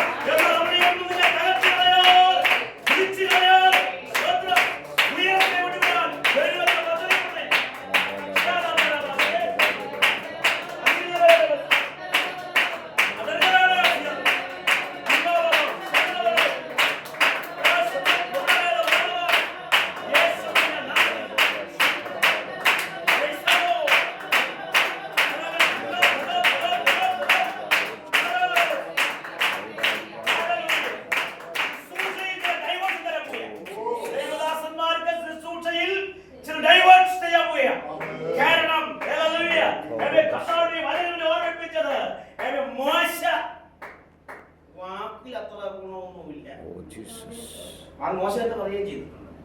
ഞാൻ വേറെ ആരെങ്കിലും അയച്ചോ, ഞാൻ പോയാലും ഗുണപ്പെടത്തില്ല. സ്വത്രം ഞാൻ പോയാലും പറവട്ട് നിന്ന് ഞാൻ പോയാലും ഗുണമൊന്നും ആവത്തില്ല. അതുകൊണ്ട് വേറെ ആരെങ്കിലും അയച്ച വാക്ക് കൊള്ളത്തില്ലേ? അപ്പൊ നാവ് കൊള്ളത്തിൽ ആര് പറഞ്ഞു? കയ്യിലിരിപ്പും കൊള്ളിയല്ല. ഒറ്റയടിക്ക് ആരെന്ത് ചെയ്തു? അപ്പൊ കയ്യിലിരിപ്പും കൊള്ളിയല്ലേ? ഇങ്ങനെ കൊള്ളാത്തവനെ കൊണ്ടുവന്ന് അവർ ദർശനം കാണിച്ചു. ദർശനം കാണിച്ചു. ആ ദർശനം കണ്ടപ്പോൾ അവൻ വേറെ അനുഭവത്തിലേക്ക് നീങ്ങാൻ ദർശനം തന്നിട്ട് തിരിച്ചു. ഇപ്പൊ മോശയ്ക്ക് മനസ്സിലായി, ഇനി എന്റെ കരം ചലിക്കുന്നത് എന്റെ കരമല്ല, ലക്ഷ്യമാത്രമേ ചലിക്കുന്നത്.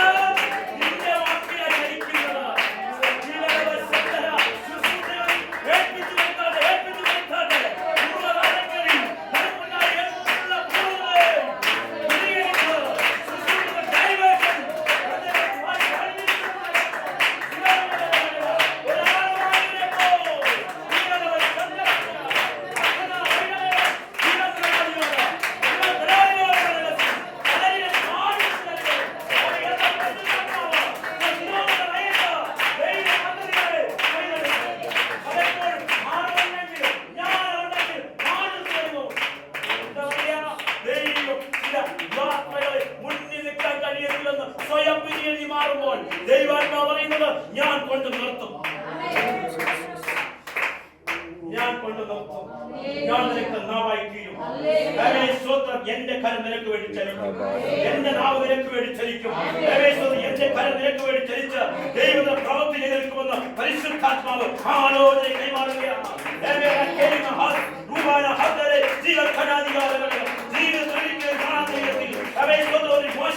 ഞാൻ അവൻ പണിതെടുക്കുന്നതുപോലെ അവൻ പണിതെടുക്കുന്ന ദൈവത്തിന്റെ പദ്ധതികൾ മുൻപിലുള്ള പരിശുദ്ധം പറയുന്നു.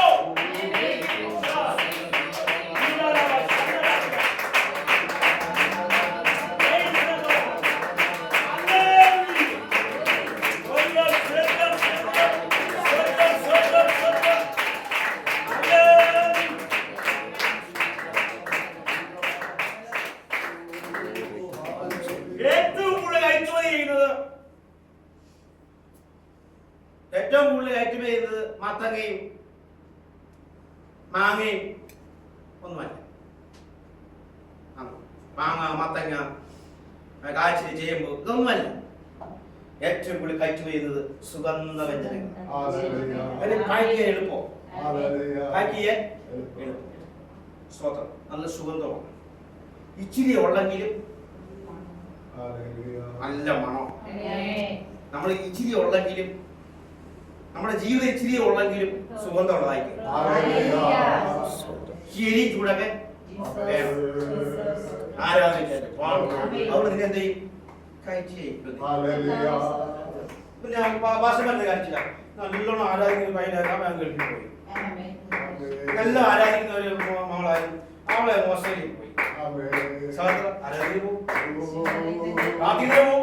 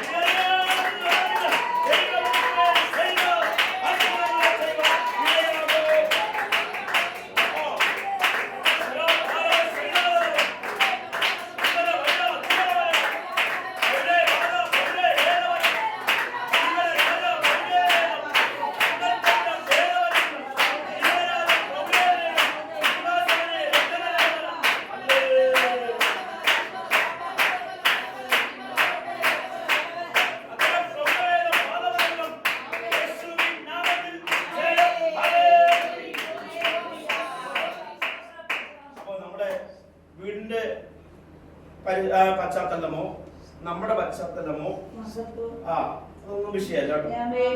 നീ ഒരു സൗരഭ്യമായി തീരാം. സ്തോത്രം. 2, നീ ഇച്ചിരി എരിവുള്ളവനായി തീരും. നിന്നെ പാക്കി നിന്റെ വില മറ്റുള്ളവരുടെ വില പോലെയല്ല. നിന്റെ സ്ഥാനം മറ്റുള്ളവരുടെ സ്ഥാനത്തല്ല. പദവികളെയും ഫലങ്ങളെയും മാറ്റി എന്താണെന്നറിയാമോ? കോവേണിനകത്തിരിക്കണം. ഈ കോവേണി ഇരിക്കുന്നിടത്തോളം കാലം ലൂസ് ബഥേലായി.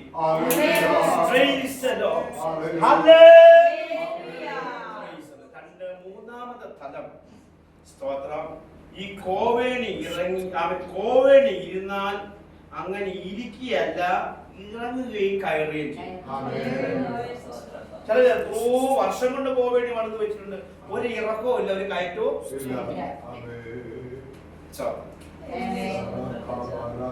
ഏത് ലാഡർ ആയാലും ഒരു കയറ്റവും ഒരു ഇറക്കവും ഉണ്ട്. പക്ഷേ കോവേണി വളർന്നു വെച്ചിട്ട് കുറെ നാളായെങ്കിലും അതിന് ഇറക്കവും കയറ്റവും ഇല്ലെങ്കിൽ ദൈവപ്രവൃത്തി നടന്നിട്ടില്ലെന്ന് പറഞ്ഞു. 45 വർഷമായി പാസ്റ്ററേ, 85 വർഷമായി പാസ്റ്ററേ, ഒന്നും കാണുന്നില്ല. കോവേഡിയുടെ സ്റ്റെപ്പ് പരിശോധിക്കണം. കോവേഡിയുടെ സ്റ്റെപ്പ് പരിശോധിക്കണം. ദൈവത്തോടുള്ള ബന്ധം പരിശോധിക്കണം. മാനസാന്തരം പരിശോധിക്കണം. വിശുദ്ധി പരിശോധിക്കണം. സ്നാനപ്പെടുന്നത് പരിശോധിക്കണം. കൂട്ടായ്മ പരിശോധിക്കണം. പ്രാർത്ഥന പരിശോധിക്കണം.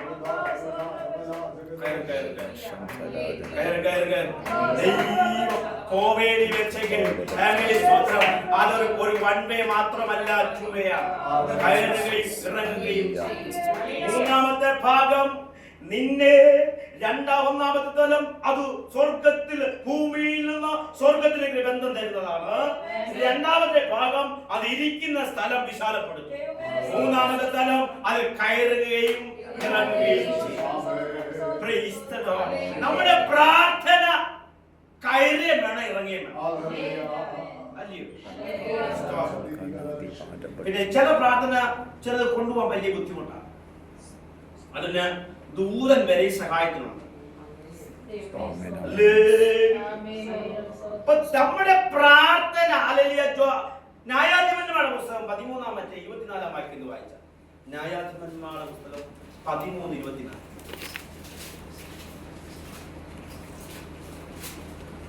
അനന്തര സ്ത്രീ ഒരു മകനെ പ്രസവിച്ച് അവന് ശിംശോൻ എന്ന് പേരിട്ടു. ബാലൻ വളർന്നു. യഹോവ അവനെ അനുഗ്രഹിച്ചു. സോരയ്ക്കും എസ്തായോലിനും മധ്യയുള്ള മഹനെ ദാനിയേൽ വെച്ച് യഹോവയുടെ ആത്മാവ് അവനെ ഉദ്യമിപ്പിച്ചു തുടങ്ങി. അനന്തര സ്ത്രീ ഒരു മകനെ പ്രസവിച്ചു. 20.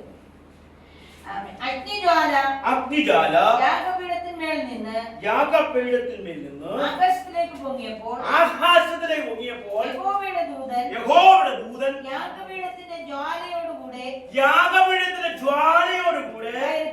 കയറിപ്പോയി. യാഗപീഠത്തിൽ എന്തോ ഉണ്ടാകണം? തീ ഉണ്ടാകണം. തീ ഉണ്ടപ്പോ ജാലിയോട് കൂടി എന്ത് ചെയ്തു? നമ്മുടെ പ്രാർത്ഥനാ വിഷയം ജാലിയോടുകൂടി സ്വർഗത്തിലേക്ക് കയറി. യാഗപീഠത്തിൽ യഥാർത്ഥമായി തീ ഉണ്ടെങ്കിൽ കോവേടിയിലൂടെ ഈ യാഗപീഠത്തിന്റെ ജ്വാല സ്വർഗത്തിലേക്ക് കയറിപ്പോയി. നമ്മുടെ ആരാധനയുടെ തീഷ്ണത, പ്രാർത്ഥനയുടെ തീഷ്ണത അത് ജ്വാലയോട് കൂടി സ്വർഗത്തിലേക്ക് കയറിയപ്പോൾ സ്വർഗത്തിൽ അവൻ ദൈവത്തിന് മറുപടി അയക്കാതിരിക്കാൻ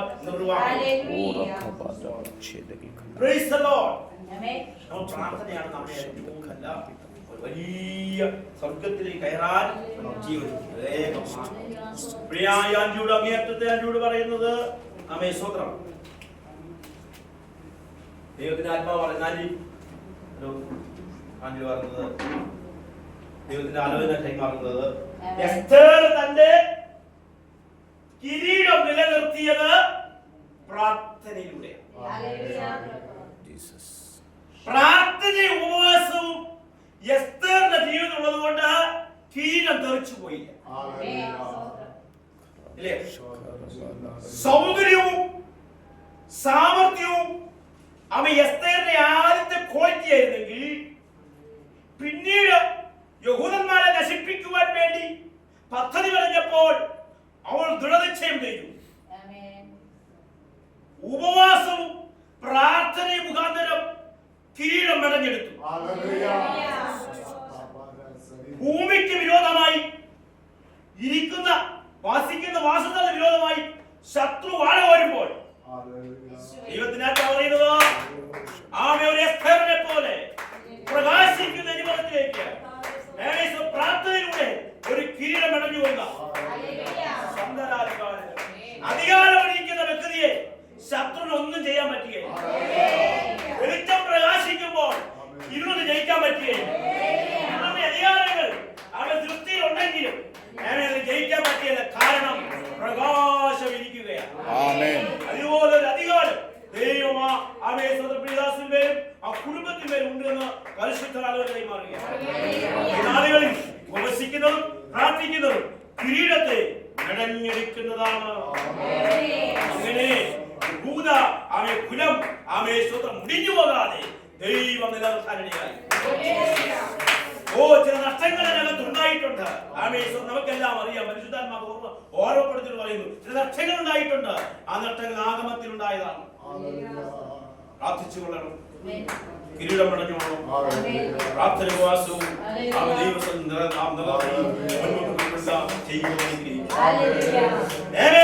അപ്പോൾ കയറുന്ന പ്രാർത്ഥന. മൂന്നാമത്തെ തലം കോവേരി. ഒന്ന് ദൈവവും സ്വർഗവും ഭൂമിയും സ്വർഗവും തമ്മിലുള്ള ബന്ധം. രണ്ട് ഇരിക്കുന്ന സ്ഥലം ലൂസായാലും അത് ബഥേലായി തീരും. മൂന്നാമത്തെ തലം അത് ഇറങ്ങുന്നതും കയറുന്നതുമാകണം. നമ്മുടെ പ്രാർത്ഥനയെ കൊണ്ട്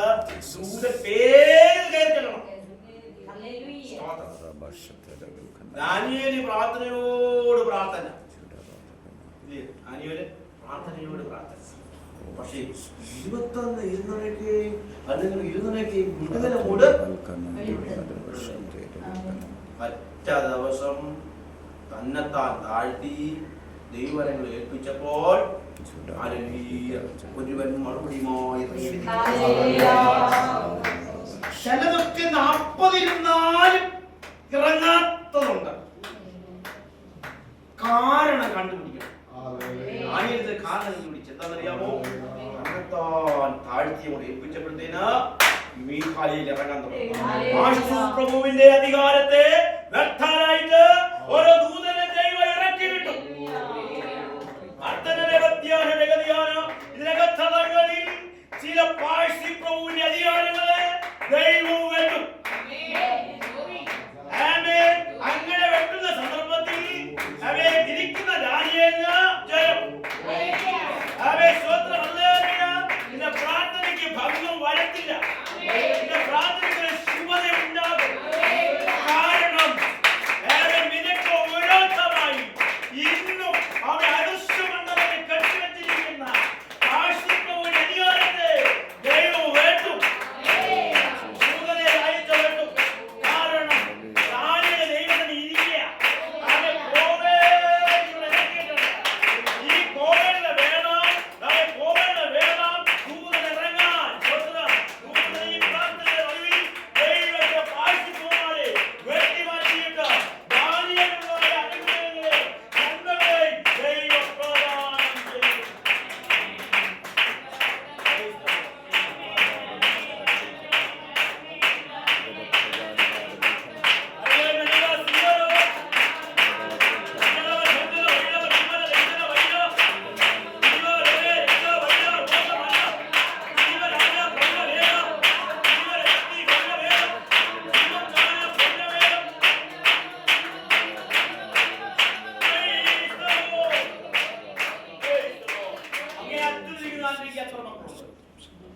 രണ്ടുപേര് ചതുര പഠിക്കുന്നു. പഠിയോ രണ്ടോ ആമേ. ദൈവം പറഞ്ഞു കൊമ്പ് ഉയർത്തിയിരിക്കുന്നു. സ്തോത്രം സ്തോത്രം. ഈ കൊമ്പ് നമുക്ക് ആനയുടെ കൊമ്പ് മുറിച്ചെടുത്തൂടെ? എടുക്കാമോ? എടുക്കാം. പിന്നെ വരുമോ? വരും. കൊമ്പ് അടന്നു പോയാലും വരത്തില്ലേ? കുറച്ച് കൊമ്പോ അവിടെ ഒന്ന് പോയാലും നീ കൊമ്പെടുത്തൊന്ന് ഊതണം. കൊമ്പിലൂടെ കാഹള ഊതേണ്ടത്. ഉയർച്ച വരുമ്പോൾ, നന്മ വരുമ്പോൾ നീ കൊമ്പെടുത്തൊന്ന് ഉയർത്ത, ഒന്ന് ഊത്. ദൈവത്തിന്റെ പ്രവൃത്തി ഒരു വെളിച്ചമായി പരിണമിക്കും. കൊമ്പ് ഉയരുമ്പോൾ നമ്മളെപ്പോഴും താഴ്ന്നു നിൽക്കണം.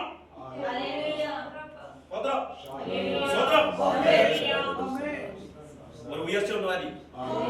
പ്രാർത്ഥിച്ചോളൂ, പ്രാർത്ഥിച്ചോളൂ. ഉയർച്ചയോട് പ്രാർത്ഥിച്ചോളൂ. പക്ഷേ കൊമ്പ് എന്തിനാ പെട്ടെന്ന് ഓർക്കണം? കൊമ്പ് ഊതാനുള്ളതാ. മൃഗങ്ങളെ കൊമ്പ് വെച്ചാണ് കാള ഊതിയിരുന്നത്. ചിലരൊക്കെ ഉണ്ട്. ആ ഭാഗം വിട്ടേ ഞാൻ, ആ ഭാഗം വിട്ടേ. കൊമ്പ് ചിലരൊക്കെ കൊമ്പ് എന്തിനാന്ന് പോലും അറിയത്തില്ല. കലമാൻ എന്നാണല്ലോ. കലമാൻ കൊമ്പ് നല്ല കലയെ കാണാൻ. ഇങ്ങനെ ഇദ്ദേഹത്തിന് കൊമ്പ് കിട്ടിയ സ്വോത്രം കാട്ടി കൂടെ കൂടെ ഓട്ടമുണ്ട്. ഓടുമ്പോൾ ഒരു കാര്യം ഓർത്തോളം പള്ളിക്കൂടിലൊക്കെ ഉണ്ട്. ദൈവം നല്ല ഓട്ടം ഓടിയാ കുഴപ്പമില്ല. പക്ഷേ പള്ളിക്കുള്ളിൽ അവിടെയൊക്കെ ഇങ്ങനെയൊക്കെ അവിടെയൊക്കെ ചുറ്റിക്കറങ്ങി ഈ കൊമ്പ് ചെന്നെന്തെയും ഇതിൽ ഉടക്കും. കൊമ്പൊടിയും. ദൈവസന്നിധി ഉയർച്ചയിലേക്ക് കൊണ്ടുവരാൻ പോവുകയാണ്. പക്ഷേ ഈ ഉദാഹരണം ശ്രദ്ധിച്ചോളാം, ഉദാഹരണം ശ്രദ്ധിച്ചോളാം. ഞാൻ ഉയരുമ്പോൾ എന്നെ തകർക്കുവാൻ മറുഭാഗത്തെ തന്ത്രങ്ങൾ ഒരുങ്ങി. അതിന് വിരോധമായി പ്രവർത്തിക്കുന്ന ശത്രുവിന്റെ തന്ത്രങ്ങളെ ജയിച്ചടക്കുവാൻ ദൈവം ജയമെടുത്തണം.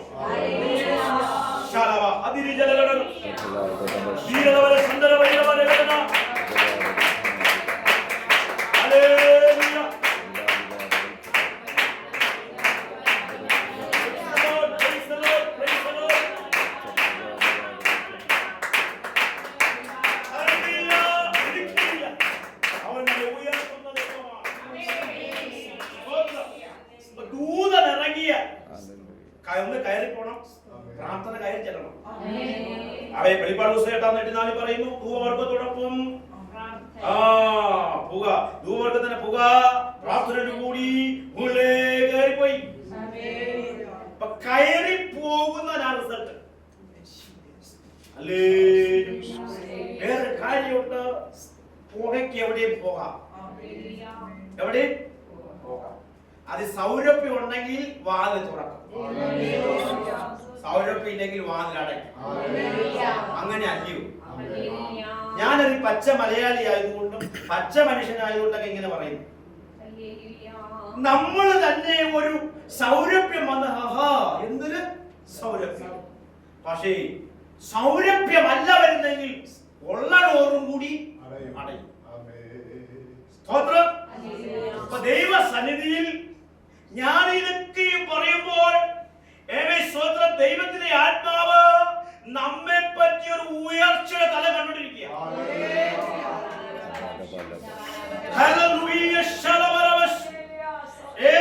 പ്രിയ തങ്കച്ചി എന്ന് പറയുന്ന സഹോദരിയോട് ദൈവത്തിന്റെ ആത്മാവ് പിന്നെയും പറയുന്നു, വികൃതമാക്കി കളയാൻ ശത്രുതന്ത്രങ്ങൾ വരയുമ്പോൾ ഇല്ല ഇല്ല ഇല്ല, വിട്ടുകൊടുക്കയില്ല. ദൈവത്തിന്റെ ആത്മാവിന്റെ ശക്തി, ആവേശോത്രന്റെ പ്രാർത്ഥന, ആവേശോത്രം കോവേടിയുടെ മുകളിലേക്ക് കയറുമ്പോൾ അവിടുന്ന് ആൻസറുമായി ഒരുവൻ വരും. കുളം കലക്കും. അവൻ വന്ന് കുളം കലക്കുമ്പോൾ അവൻ നാനാവ്യാധി വ്യാധിപ്പെട്ടവർ അതിൽ എടുത്തു ചാടും. ദൂതനിറങ്ങും. പ്രാർത്ഥനാ വിഷയം കയറി ചെല്ലുമ്പോൾ ദൂതനിറങ്ങും. ദൂതനിറങ്ങി കുളം കലക്കും. കുളം കലക്കുമ്പോൾ ആദ്യം ഇറങ്ങുന്ന ആൾക്ക് സൗഖ്യം.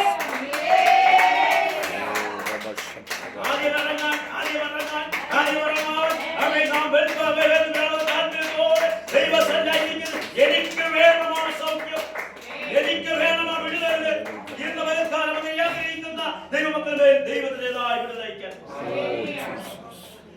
ഇറങ്ങുന്ന ദൂതൻ. നമുക്ക് ദൈവം ഇറങ്ങുന്നത് എല്ലാത്തിനും ദൂതൻ ഇറങ്ങിയല്ല. നമുക്ക് അസാധ്യമായ കാര്യങ്ങൾ, നമുക്ക് അസാധ്യമായ കാര്യങ്ങളിലേക്ക് ദൂതൻ ഇറങ്ങുകയും രാവിലെ ഒരുക്കി സുഗന്ധവ്യഞ്ജനങ്ങളൊക്കെ ഒരുക്കി കാത്തിരുന്നു. സ്തോത്രം. കല്ലറൊക്കെ ചെന്നപ്പോൾ കല്ലറ അടയ്ക്കപ്പെട്ടിരിക്കുന്നു. ആര് ഞങ്ങൾക്ക് വേണ്ടി കല്ലുരുട്ടി മാറ്റും? ഒരുക്കവും സുഗന്ധവ്യഞ്ജനവും വിശ്വാസവും ഉണ്ടെങ്കിൽ നമുക്ക് വേണ്ടി കല്ലുരുട്ടി പ്രാർത്ഥനയ്ക്ക് പോയി. പ്രാർത്ഥനയ്ക്ക് പോയപ്പോൾ ദൈവാത്മാവ് പറഞ്ഞത് കുഞ്ഞിന് വിസ അടിച്ചു കിട്ടുന്നില്ല. നമ്മുടെ പ്രാർത്ഥനയുടെ വലിപ്പമല്ല, അവർ ഒരുമിച്ച് പ്രാർത്ഥിച്ചു. വിസ അടിച്ചു കിട്ടുന്നില്ലെന്ന് പറഞ്ഞപ്പോൾ എനിക്കൊരു വചന വെളിപ്പാട്. ആ വചന വെളിപ്പാട് ഞാൻ പറയും. അവർ രാജ്യങ്ങളെ അടക്കി എന്ന് പറഞ്ഞാൽ എന്താ? രാജ്യങ്ങളെ അടക്കണമെങ്കിൽ അവിടെ നിയമത്തെ തിരുത്തണം. നിയമം വിരോധമായിട്ടില്ലേ വിസ വീഴാത്ത? നിയമം വിരോധമായിട്ടാ. സ്തോത്രം. ദാനിയേലിന്റെ രേഖ തിരുത്തിയതും അവിടുത്തെ നിയമാവലികൾ തിരുത്തി എഴുതിയും ദാനിയേൽ മുഴങ്ങാതിരുന്നപ്പോഴാണ്. രാജ്യങ്ങളെ അടക്കാനുള്ള പവറ് നമ്മുടെ വിശ്വാസത്തിലുണ്ട്. തീയുടെ ബലത്തെ കെടുക്കാനുള്ള പവറ് നമ്മുടെ വിശ്വാസത്തിലുണ്ട്. സിംഹത്തിന്റെ വായ അടയ്ക്കാനുള്ള പവറ് നമ്മുടെ വിശ്വാസത്തിലുണ്ട്. സ്തോത്രം ചെയ്യുന്നു. സകല വായ്ത്തലയ്ക്ക് തെറ്റിപ്പോകാനുള്ള പവറ് നമ്മുടെ വിശ്വാസത്തിലുണ്ട്. ചെയ്യണം. വിശ്വാസം എന്നതോ ആശുറപ്പും കാണാത്ത കാര്യങ്ങളുടെ നിശ്ചയവുമാണ്. ഇതുവരെക്കാലം ആശയങ്ങളുണ്ടല്ലോ, അതിന് ഉറപ്പ് പ്രാപിക്കാൻ നീ ഒരുങ്ങിക്കൊള്ളുക. ഇതിന്റെ ദൈവം നിന്റെ മുമ്പിലേക്ക് ദൈവം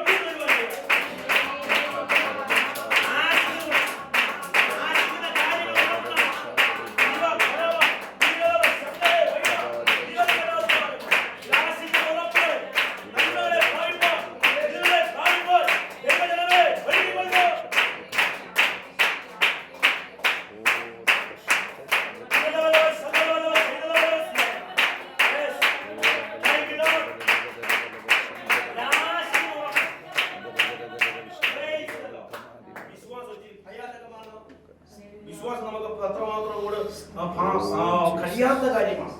കാരണം എന്റെ ഈ 10 രൂപ ഉണ്ടെങ്കിൽ എനിക്കറിയാം പ്രാർത്ഥിച്ചാലും ഒരു സാധ്യതയുണ്ട് എനിക്ക് അവിടെ എത്താമോ, അല്ലേ? 10 രൂപ ഉണ്ടെങ്കിൽ എനിക്ക് കുണ്ടറ വരെ പോകാന്നുള്ള ഒരു സാധ്യത ഉണ്ട്. ഈ സാധ്യതയല്ല വിശ്വാസം. സാധ്യതയുടെ പിന്നെ നമ്മൾ മറ്റുള്ളവരായിട്ട് യാതൊരു ബന്ധമില്ല. ഇവിടെ പൗലോസ് പറഞ്ഞത് എന്താണ്? ആമേൻ സ്വതന്ത്ര വിശ്വാസം എന്നതോ കാണാത്ത കാര്യങ്ങളെ നമ്മൾ കാണുന്നത് എന്തുവാ? തീച്ചൂള കത്തുന്നു, സിംഹം വാവറക്കുന്നു. ആമേൻ സ്വതന്ത്രം നമ്മൾ കാണുന്നതാണ്. അവരും കാണുന്നുണ്ട്, അവിശ്വാസികൾ കാണുന്നുണ്ട്. അവർ തീച്ചൂള കത്തുന്നു, അവരെ തിന്നു. ആമേൻ സ്വതന്ത്രം സിംഹം വാവറക്കുന്നു, അവളെ വിഴുങ്ങിയത് തന്നെ. ആമേൻ ഇത് നമ്മളും വിശ്വസിക്കുക.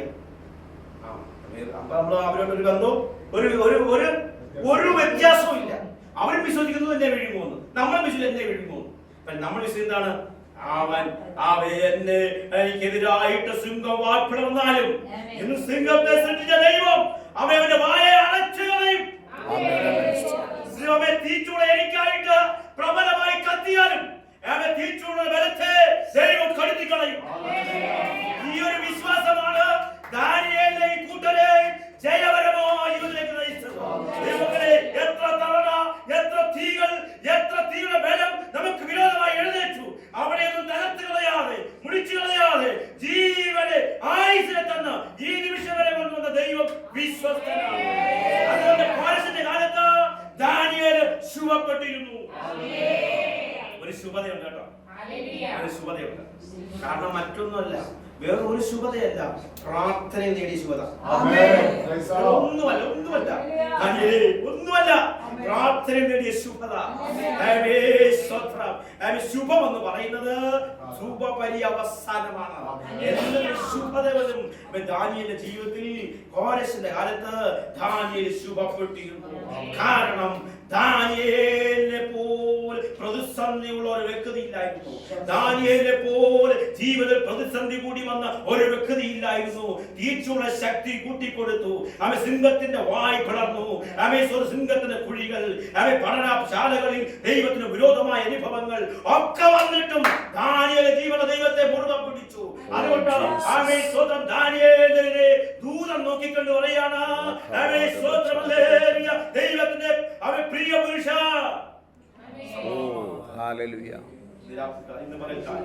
ദൈവത്തിന്റെ സന്നിധിയിലേക്ക്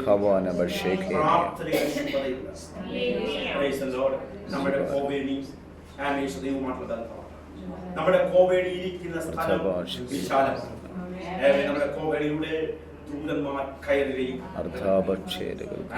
കയറുന്ന നമ്മുടെ പ്രാർത്ഥന ഇറങ്ങുന്നത് നമ്മുടെ വിടുതലുമായി അവൻ വരെ സമയം നമുക്ക് ഇവിടെ നിന്ന് നമ്മെ വിജയത്തിലേക്കും ജയത്തിലേക്കും നയിപ്പാൻ മതിയായ ദൈവമാണ്. യഹോവയുടെ വിശുദ്ധനും തന്റെ ഭക്തന്മാർ ചുറ്റും പാളയം ഇറങ്ങി നമ്മെ കുടിപ്പിക്കും.